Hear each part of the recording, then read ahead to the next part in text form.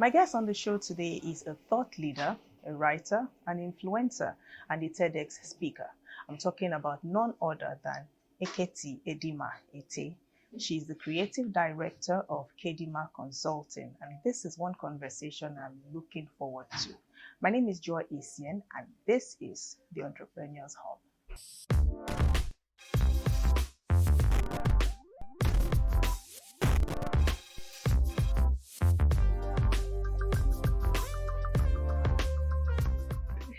You're welcome to the Entrepreneur's Hub today. Thanks for joining us today. Thank you for having me. Can you tell us what is Edima Consulting about, and what made you decide to start it? Okay. I started it as I was just doing my own thing, basically a freelancer, right? So I just needed like a face, something to separate myself from the business that I was doing. And so I thought, okay, because it started out like a side gig sort of thing. And then I thought, you're making a living from this thing now, why not just make it official? And so I think the hardest part for me was coming up with a name, that was catchy and also at the same time not too long. So yeah, that's how Edima Consulting came about, just to put a face to what I was doing. First and foremost, editing. So we offer writing and editing services, and then content creation and influencer marketing and digital marketing, basically. How is a business built from storytelling? How do people sell products from telling stories? Okay, so basically our lives, everything we do revolves around stories.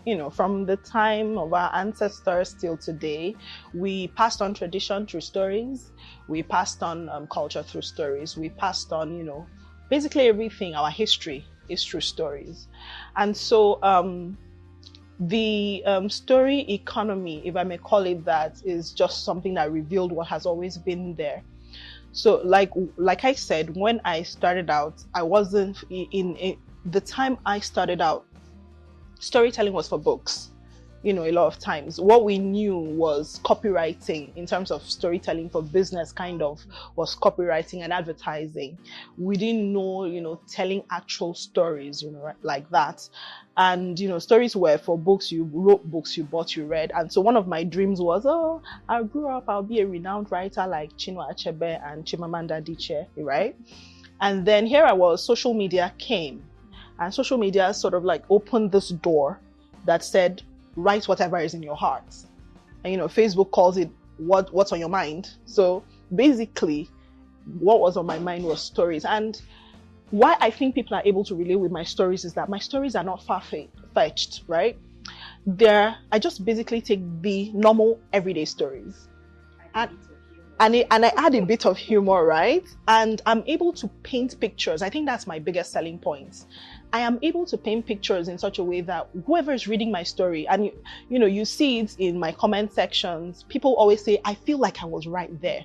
And I think that's my unique selling point. So being able to do that, when it started, the influencer marketing side of it started and the digital marketing side of it, I thought to myself, people are reading stories.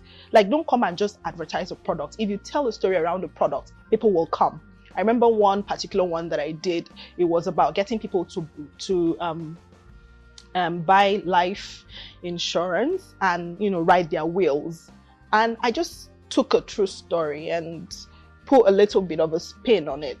And even my own mother, whom I have been begging, Madam, write a will, and she'll never listen to me. But when I wrote that story, my mom came and said, hey, so this your will thing, how do you do it? I'm saying, the one I've been shouting since you did not hear. But for me, it was a mark of my art that I had written the story in such a way that my mother could relate and was actually considering. Nigeria, you say, write a will. Barrister, you want to kill me. You want me to die before my time. So stories drive emotions, right? Stories catalyze thoughts. Stories spark revolutions. So you write a story, it makes people think. You write a story, it makes people emotional, whether they are sad or they're angry or they're bitter. It just literally just reaches into the soul. And so you basically, what I just did was try to find a structure to turn this thing into a business. Am I writing for organizations? Am I writing for businesses? Am I dealing with, business to business or business to, persons and all of that? So yes, you basically just say, okay, this is what I'm going to do. Digital marketing is basically just everything, is just, there has to be a story for someone to like a product or a service, or to sell a product or a service. And so that's how, you create a business out of storytelling. Yeah, just saying to people, look at this product, it's good, this is why you need it, this is what you've been missing your whole life. It's more of like the extension of writing. It's kind of like writing ad copies, although copywriting is a little bit more technical, but basically that's just what storytelling does. Yeah. How has the influencer marketing part been, and what's that one thing that attracts people to you? You have a very impressive following online. I think it's the humor, but you know better. Okay, I would say that part caught me by surprise because I didn't set out, wanting to be an influencer. I just was doing my thing, as people say. I was just writing my stories, doing my funny videos, and then I think it was in 2017. That was the first time someone came to me and said, how much do you charge for influencer marketing? And I honestly had no idea what it was. So I said, well, what do you want me to do? And the person said, I want you to write a post. And I said, okay, I'll do that. And in my mind, I'm going to charge this person, it's just writing a post. So I said 10,000 naira. And the person said, oh, okay. Now it was the speed with which she agreed that had me thinking, okay, maybe I should have gone a little bit higher, right? But I did it for 10,000 naira. And then someone else, who was a bigger influencer and a friend, sent me a message and said, oh, how much did you take for that job? And I said, oh, I charged them 10,000. And the person said, okay, I did a third of what you did for 150,000 naira, and I don't have your kind of following. And I'm like, oh, okay, that's weird. This person, I didn't feel so good anymore, right? And then, later on, this person said to me, don't ever come to Lagos, you'll take my job. And because she was someone that I looked up to, and I thought if she could think that about me, then maybe there is something here. And then, much later, a few months later, someone else offered me 10,000 naira to reblog one of my stories. And I just said to her, see, take it for free. I've already written it, it's out there. And she said, oh no, we pay. And I said, we pay 10 naira a word. I'm like, really? Okay. So, she paid me. But, when I really knew this was something people were making money from was sometime in, I think it was early 2018. Someone reached out to me and said, oh, our organization we want you to write a story about one of our products that is coming into the market. And I said, oh, that's not a problem. In fact, I have a personal story that I think people will be able to relate with. And she said, okay, how much are your fees? We'll send you a brief. I'm like, brief? Because coming from a legal background, brief is different from, So I said, okay, hold on, give me a few minutes, let me think about it. And then I ran to this friend and I said, they say they are giving me brief. Please, what is brief? What am I supposed to charge them? And he's like, oh, what do you think you're worth? And so I went back to this person and I said, I think I should charge you 200,000. In my mind, I'm like, 200,000, big sum. They will bring it down. Even if they give me 50, I'm fine. And she said, okay, you know what? Our budget for you is actually 350,000 naira. So please give us an invoice that reflects that. I'm like, wait, what? What? Wait, what do you need me to do? And she's like, oh, just write your story and engage the audience and let people, engage with the product, point them in the direction of where they can get the product. I'm like, that's all. 350,000. Hey, welcome. Please give me more jobs. And so basically that was my introduction to influencer marketing. And I have to say that it has paid. I can only put it that way. Yes, it has paid way, way better than I thought. Because it was something that I wasn't aiming for. I think I feel good just knowing that I wasn't aiming for this, but it came along the way. So yeah. How is it going with your creative writing course? Why did you decide to start taking people on creative writing classes? In my journey to becoming a better writer, I was a little bit arrogant at the beginning. When you have a lot of people on social media telling you, "Oh my God, you're so good," you start thinking, "Oh, I'm not, I'm excellent. I'm the princess of storytelling." So there was this writer's residence that was in 2014, I think, and was it 2014 or 2013? One of those years. And so my friends came and they said, "Oh, Eketi, we think you should go for this thing." And I'm like, "Nah." I'm like, "Oh no, you should." I am always wary of applying for stuff just in case I don't get in. I don't like the disappointment. And so they kept hammering on it. And I think it was on the last day. Yes, it was on the last day, where they had entries were closing. And I went to my friend's house and she said, "Sit down. Did you do that thing?" And I said, "No." She said, "Sit down." "Oh yeah, send it now." And I sent it. I sent in my entry thinking, yeah, they won't take me. I mean, it's the entire Nigeria that it's applying. And, I think a few weeks later, I got a call and they said, "Oh, hello, is this Eketi? You've been accepted into our residency program." I'm like, "Wait, what?" Even I was so happy I forgot my phone in the cabin, left.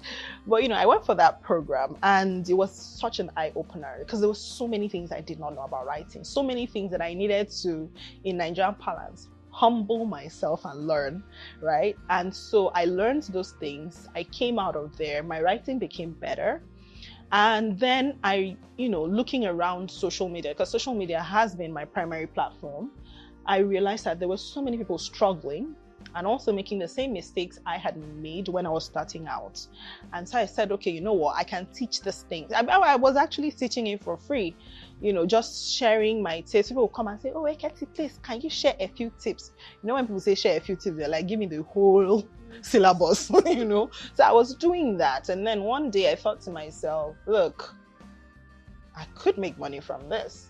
I mean, the time I'm taking to teach, I'm reaching a few people because they just come to me. How about I make a course that more people can come and they can access, all of what I have to give? And so I sat down and I wrote my entire material out, the workbook, the course lesson notes and everything.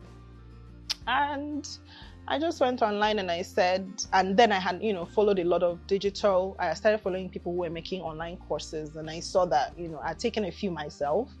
And I said, okay, apart from making money from this, my primary aim was to teach. I love teaching.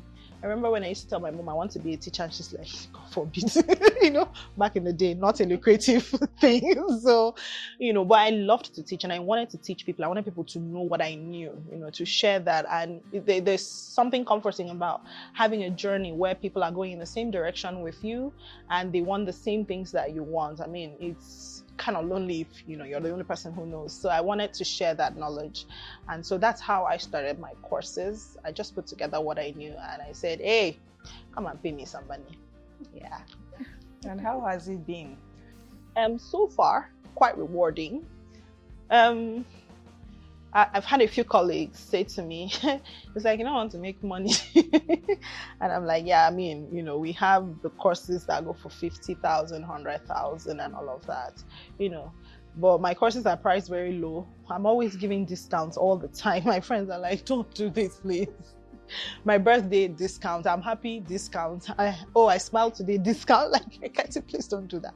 But my joy is in having my students say, "Hi ma'am, I wrote a book. I'd like you to take a look at it. How do you think I should go about publishing it?" Right?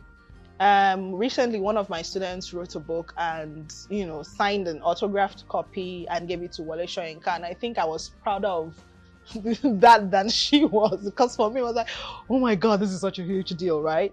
Having my students say, my writing got better. I had this particular student from Namibia who said, my boss made me take your course, and honest to goodness, after I was done, before she always had a problem with my writing. She had a problem with my reports. She had a problem with my storytelling. Now she's like, oh, where did you, learn? How did you get so good at this? And when I hear those testimonials, they are my driving force. They're what makes me say this is worthwhile. It's not necessarily the money. I mean, the money is good. I love money. I love it so much, but it's just having people come and say, I used to be this way. My writing used to be this way. Now it's much better. Now I'm actually getting writing jobs. So that's one of my, the things that make me happy. When they come and say, oh, ma, I got this writing job and it paid. There was this particular student who got a job that paid more than I'd ever taken for writing. I'm like, huh? Show me road, I beg. But, that is what gives me joy. That is what rewards me. For me, the money is a side, it's the icing on the cake, but the cake itself is having my students be better writers and better storytellers. So yeah.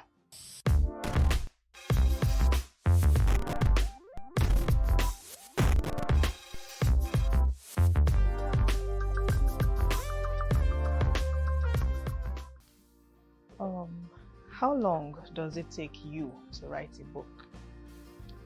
Ooh, that's a loaded question. It depends. It depends on the book I'm writing. If I'm writing maybe a workbook or a planner or something, hours, 2 days tops. If I'm writing a novelette, something under 10,000 words. If I'm committed to it and my creative procrastination does not take over, I can do that in 3 days. I can do that in 1 week. But novels are a whole different ballgame. Took me 10 years to finish my first novel. Yeah, not because I couldn't finish it in a month or whatever, but it was just me. There's always something to change. You're reading chapter 5 and you're like, nah, it can be better. Yeah. Oh no, you can never really finish writing a book. They're right. Because you will always, I finished writing this book. By the time I finished, it was about 150,000 words. And then I sat down and I did a rewrite and I came down to 90,000 words. And then I rewrote it again and I came down to 70,000 words. And I rewrote it again and I came down to 66,000 words. And I'm like, yeah, I'm tired. I kept tweaking and tweaking and tweaking. And I'm still tweaking. Even when I handed it over to an editor and a publisher, I'll still call in and say, that chapter 3, that chapter 8, I think we should change something. So, it's when you have the discipline to say, I'm letting go, I'm not touching this anymore, I'm done. And just have your editor be the person to guide you and say, okay, like when if a couple of beta readers got back to me, they said, okay, we think you have too many characters in this chapter, we think you should reduce this. It's just, if you don't have that discipline to let go, it can take forever to write one book. And that's why you find a lot of writers write one book in their lifetime and never write another, because, let me be honest, it's a lot of work. It's a lot of emotional, physical and mental commitment. Yeah. That's why for now I stick to writing mostly short stories. Doesn't mean I can't write anything. I'm working on my second book. We've been on it since 2020. We're still on it. Like, I remember doing the first draft. That was in May of 2020. That's when the idea first came to mind. And I sat down and I did an outline. And then I did a rough draft of the first 3 chapters. Oh, we're still on that journey. We're still on it. I've heard you say you love to sniff through books. Oh, yes. What book are you currently reading? Time Changes Yesterday by Nyengi Coin and The Prophet by Frank Peretti. I've read The Prophet before, but I'm reacquainting myself with it because I think I read it over 15 years ago. So I'm starting all over, and it's like, back then I used to read so many books. So I was basically running through a good number of them. I'm a classic book rereader. I've reread Redeeming Love at least 12 times. I've reread Time Changes Yesterday more than 15 times. This should be my 18th time of reading that book. Never get tired. Yeah, I reread books a lot. Books by Charles Dickens, Nicholas Nickleby. I've reread so many books. So The Prophet, I think then I had a lot of Frank Peretti and Ted Dekker books. So I was just blowing through them. So now I'm coming back to reread them and I'm like, oh, I didn't see this the first time, and it's such a joy, to do that. It's like rewatching movies for me. Yeah.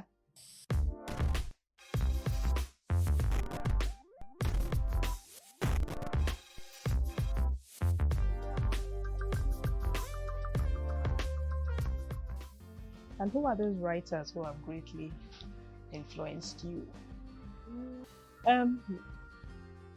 Whoever all the authors of the Bible were.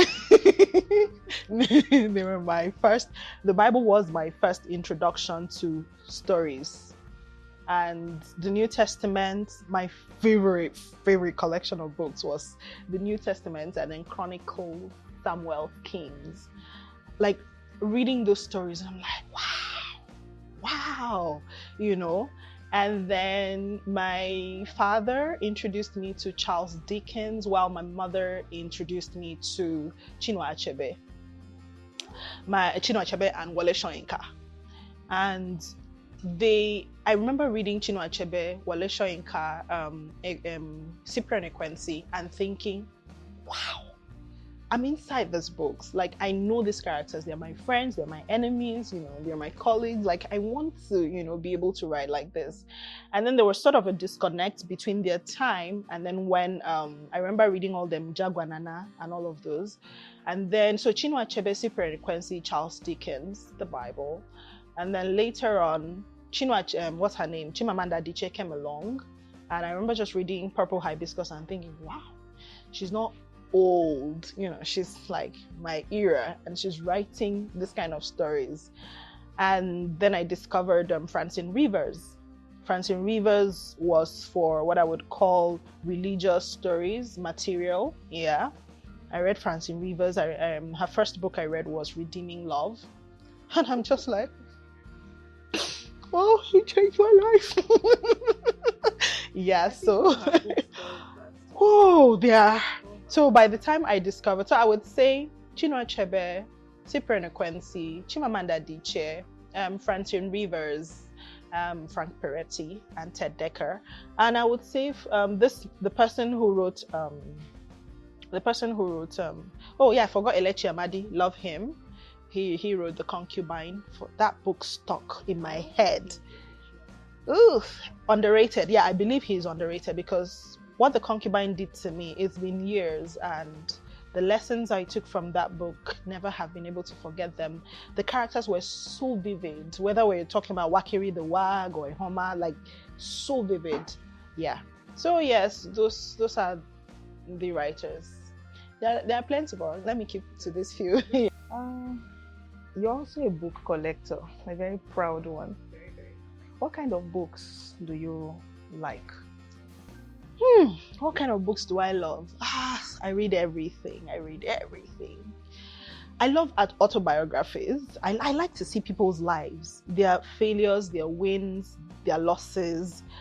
The whole 2020 vision thing is something that I love to see because, I want to know how you got there. I mean, I know you're not telling me everything, but, the much you're telling me, I want to see that. I'm fascinated by autobiographies and biographies.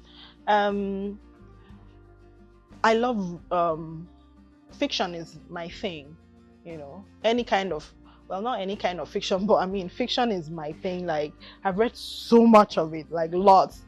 Used to love romance, not anymore. Don't know why. Okay, maybe because let me not say I don't know why. I do know why. I read so much of them in secondary school. I mean, that was those were the years when you're enamored with Prince Charming and all of that. Now I'm all grown. I'm like, I read so much. I can write that. My current book, the one I'm working on, is a romance. I don't know why that story came to me and it has refused to let go. Like, it just wants me to write it by fire, by force. And I think that's one of the reasons why I haven't been able to finish, because I keep, I start a new chapter and I'm like, but it's romance. I don't want to write romance. It's so cheesy. But I love autobiographies. I love fiction. I'm a big fan of fiction. I'm not so particular. I don't really like self-help books. Ugh. They're just, well, no, I don't. I find like I don't. For me, I see them and I'm like, uncle, auntie, that's your one. That's your one. It's you that is writing it, because but someone recently, introduced me to a couple of them and I was intrigued, right? There is one about what's the title? Oh god, how can I have forgotten the title? Something about the Hydra or something, slaying the Hydra or something. And I've read a few of them, but I think my favorites would be autobiographies, biographies, fiction, whether it's religious fiction or non-religious fiction. Love them. What is your favorite book of all time? Or let's say, what's your top 3? My top favorites? Favorite book of all times. I'm not sure I have a favorite book of all times, because honest to goodness, I've read so many amazing books. It would be unfair to say that one of them was so impactful that it stands above the rest. So many of them are good, right? But if you were to ask me my top three, I would say Things Fall Apart, Redeeming Love by Francine Rivers, Things Fall Apart by Chinua Achebe, and Blink by Ted Dekker. Those are my top 3. Like, I think books, and they come to mind easily.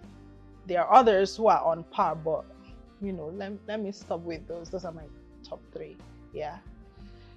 Oh, and Nicholas Nickleby. I can't forget Nicholas Nickleby by Charles Dickens. Yes. Yeah. You're also a TEDx speaker. What has it been like speaking on that stage? So many people aspire to be TEDx speakers. It was such an amazing experience, honestly. To think that I almost turned it down. I mean, I had wanted it for so long. Like, I really, really wanted to, because I had hosted a TEDx event before, and standing on that stage, I thought to myself, I want this for myself. Like, I want to be one of the speakers, and I'm such a fan. Like, I've watched so many TEDx, speakers, and when the invitation came, I was scared. My first instinct is always to run, because I'm like, oh no, the world will watch me, saying these things, doing these things. And so I didn't want to, but then I'm like, okay, this is a challenge and I'm accepting it. And when I met the other speakers, who spoke on the same stage as I did, phenomenal people. It was such an amazing experience. It just opened doors to, there are certain platforms you come on and people look at you different, it's they help your rape, they help them. So yeah, it really did help. Yeah, I enjoyed speaking there. I enjoyed the subject I was given to speak on, and having young people like myself and younger people come up and say, your story inspired me, your story has made me want to do this. In fact, there was one particular person who came about a couple of weeks ago and said to me, you encouraged me, you didn't know me from anywhere, and I walked up to you and I spoke with you, and you took the time to call me on the phone and speak with me even after, and I want you to know that now I have a paid job, doing that thing that I didn't want to do before, because I was feeling discouraged, and this is all because of you. Makes my day every time when I remember that. So yeah, it was an amazing experience, and the things that have been born out of it keep surprising me and making me happy. Yeah. What goals do you have moving from here? What more should we expect to see from you?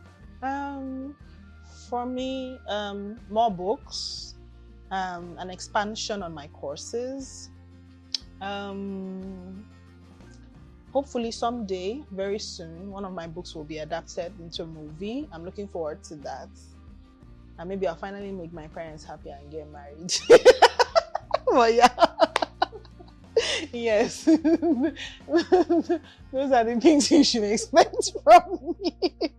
Yeah, but yeah, that's more books, more courses, yeah, a movie or two, or a series, that would be a series for television, whether it's Netflix or African Magic. I just think like it would be amazing to have one of my works on screen. Yeah.